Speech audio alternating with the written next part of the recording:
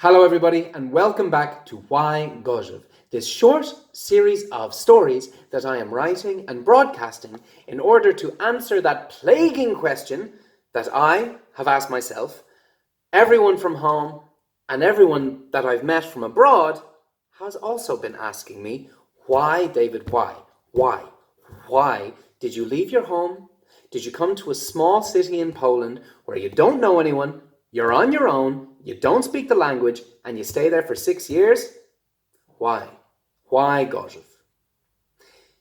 I hope these stories so far have brought some entertainment, some light, some humour, but also perhaps some much needed humanity into your day. And tonight's story is The Man on the Stairs. I've never been a great sleeper. The ghosts and phantoms in my DNA mean that quiet repose need not always be a time of rest and regeneration. No, but rather disquiet, unaccounted for despair, and long, laborious hours lost in the toss and turn. This night, I was just slipping away into forgetful stillness when thump, thump, thump shook the door in its cold frame. Phantom, be gone. Go bother my mother, my sister, my uncle. Leave me be. Thump, thump, thump, thump, thump. The locks rattled in their screws. I got up, toed my wobbling way tentatively to flip up the peephole flap.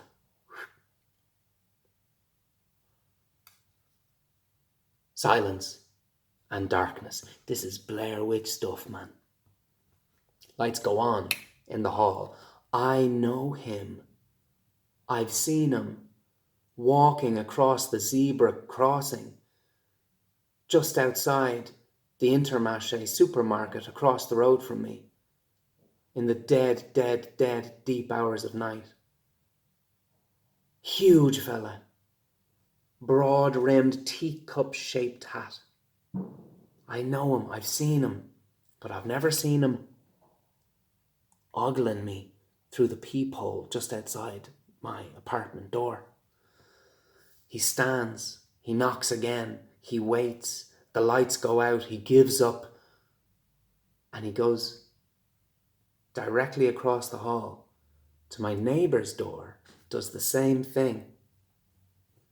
Stands, waits, lights go out, he gives up, he moves, lights go on, and he walks down the little steps to the 7th floor and repeats the process all the way down. Eventually, someone calls the police, understandably. I look down to the street from my kitchen window.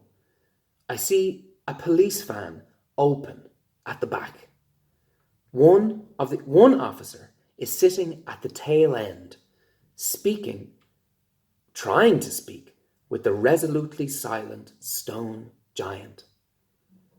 The other officer is about 20 meters away, looking down the road, as if waiting for someone to come.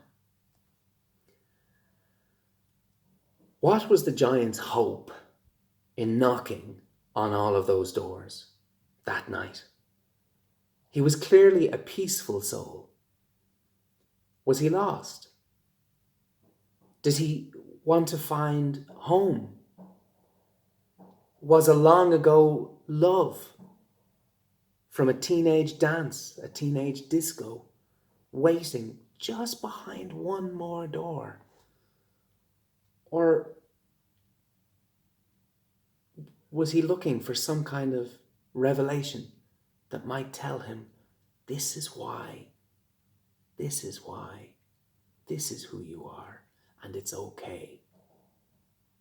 For just one person, maybe, to answer him, to open the door and to let him in, and to tell him it's okay. There are so many people out there with, I'm going to say, mental, emotional afflictions. We pass them by every single day in the street, in the cafes, on the buses, on the trains, in the car beside us as we drive. Now, obviously, it is a obvious example to see a man 6'5", 6'6" in midnight standing in the center of a zebra crossing, or indeed going to the top floor of an old apartment block, knocking on all the doors. That's a very obvious example of somebody who is severely struggling. But it's not always so obvious. And I hope that for 2023, as much as we are all so consumed with ourselves and this black screen reflecting back our own ego to us, I really hope that we can start to take interest in other people, curiosity, true diversity, which means you kind of have to love all the people, or at least